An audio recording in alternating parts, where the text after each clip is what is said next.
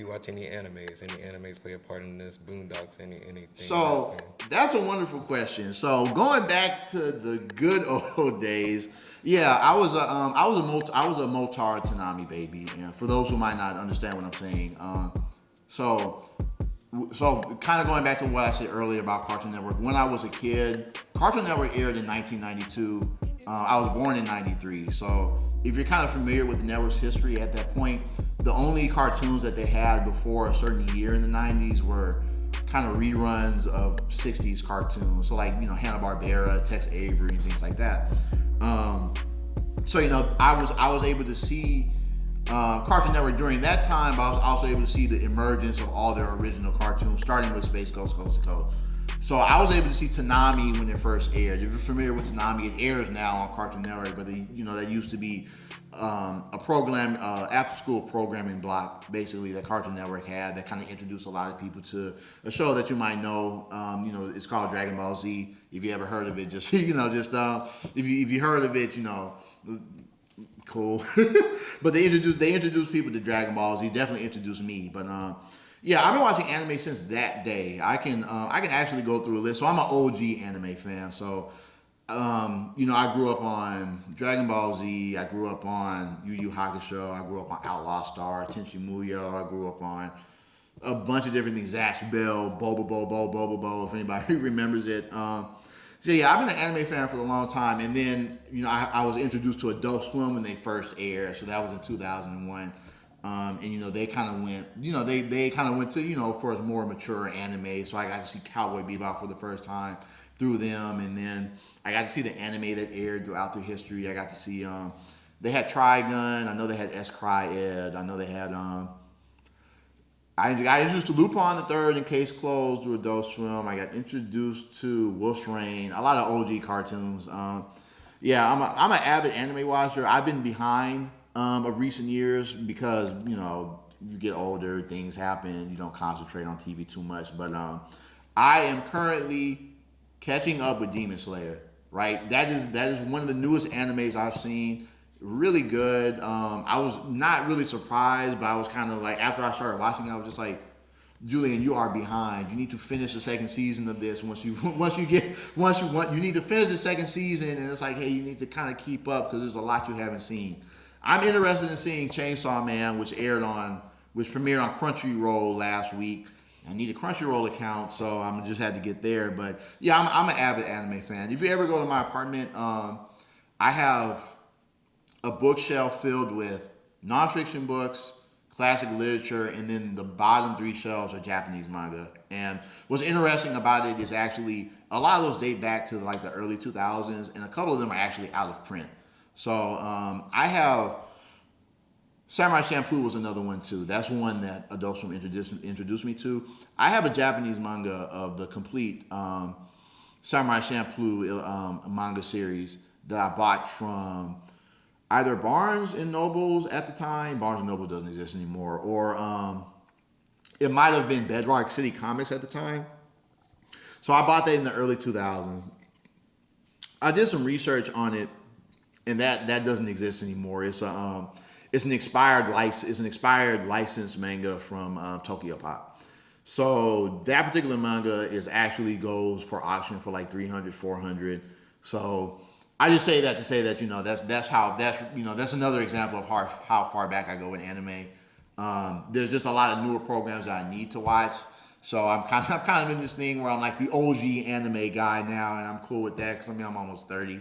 But yeah, I'm an avid anime fan. I actually know a couple of. So I'm the type of person who especially now watches the subs over the dubs, and that's primarily because I'm kind of interested in watching the series. In its most the word I'm looking for in its most in its most original form. So like in its native language, only because sometimes when I look at dubs, depending on the series, they tend to be really bad and really. So depending on the anime, they don't translate well from direct Japanese to direct English like they're trying to do it.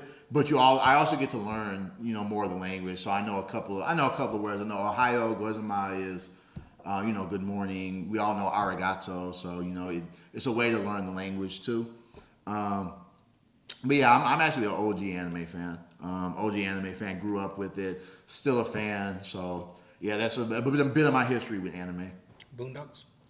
Yeah, I've been an avid Boondocks fan. I remember Boondocks was really, yeah, Boondocks first aired. Well, I'm a fan of the comic strips too. I actually have two books with the comic strips. I just want to shout that out because I feel like in compared to the series, I think Aaron McGruder might have been more restricted in what he could do. So I felt like he was probably a little bit more creative with the comic strips, but that's only because like if you've seen the Boondocks, you can't say nigga in the comic strips, and you can't. There's certain things that he didn't have the flexibility to do in the comic strips that he was able to do in the TV series. Just as far as the content. But I've been a long time Boondocks fan. Boondocks aired. I think Boondocks actually aired around that period of time when I was starting to get into hip hop. So that was like that 2000. I got into hip hop in 2005. I think the Boondocks started airing in '06. Yeah, I've been a big Boondocks fan. I'm a big Aaron McGruder fan. I think Boondocks was one of the greatest programs that Adult Swim aired. Just because it's hard to really pinpoint a network that would take that type of show aside from Adult Swim. Not that they shouldn't, but just politics and whatnot. But yeah, no, I've been a big Boondocks fan for years. I had the first two seasons actually on DVD because this was back in 2006 when I was a kid, so I was definitely still buying DVDs. But yeah, I'm a big Boondocks fan. Aaron McGruder is one of my favorite writers just because that's an example of a black artist, a black writer, a black comic book creator. Sometimes we don't see that often, and we don't see that type of representation. And that was another thing to go with Adult Swim airing it too, because that it gave the network. It was one of the first starts of the network having that type of representation, because then they would go on to have like Laser Wolf was a show that has a pretty much predominant black cast. Vince Staples voices the main characters.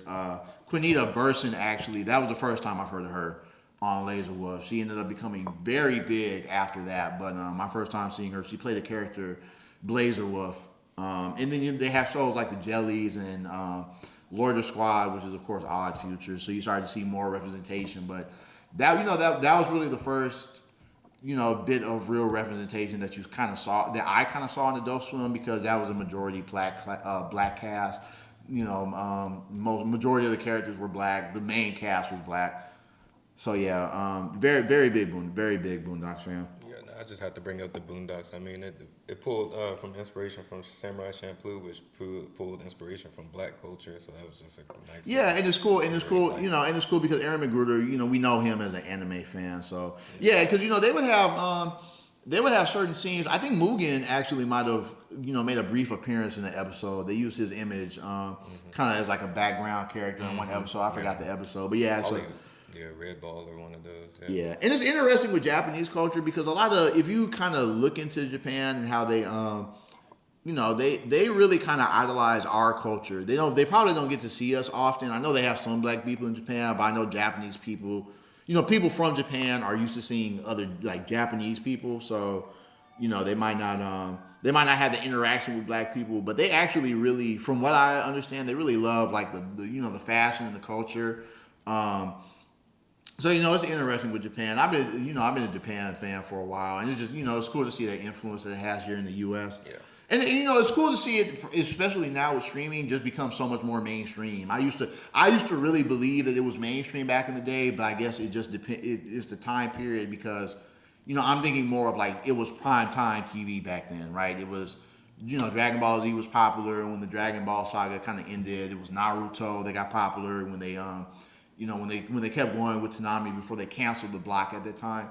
But now it's just like, you kind of see, I see a bunch of decals on people's cars with anime characters kind of peeking out the window. I see, I see, you go on Instagram, you see everybody kind of cosplaying from Instagram models to, just regular influencers. So, it's good to see that because even if I need to catch up on newer series I've kind of been behind on, like I said, I'm an OG anime fan. That was something that something that caught my interest as far as storytelling and you know things like character development, really creating a story. Because with Japanese people, when they create anime, they really focus on that because a lot of their stuff is kind of influenced by you know, like big screen picture, you know, like big movies, big real expensive movies. Anime just becomes a big thing there because they can kind of create this, you know, at half the cost, you know, half the budget that they would need for a big movie production. You look at things like Akira. Akira had a lot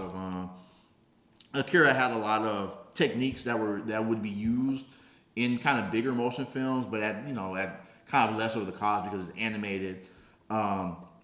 And then yeah, the whole history of it is incredible. I think anime was really the thing that kind of helped Japan's economy after you know the war, after you know Nagasaki was bombed. I probably some of that stuff I might need to just look into to make sure, but that's how I recall it. So yeah, it's just you know it's interesting the culture and it's interesting the dynamics. And see, this is how much of a nerd I am, ladies and gentlemen. I really have a place in my heart for you know kind of the early '90s you know popular culture, right? You know, video games. I had a Game Boys, N64s. That's how old I am, ladies and gentlemen, depending on who's watching. But yeah, that stuff meant a lot to me. That stuff really helped me establish an identity for myself as far as what I liked, what means a lot to me, and you know what ended up following me into this day. Nice. Well, Half Man Intangible, ladies and gentlemen. Make sure to follow him at Half Man Intangible, all one word. on IG. All right. This has been another episode of Pie Tales. Thank you for coming through. Y'all, we will see y'all next time. Peace. That was the intro. Yeah. This is history.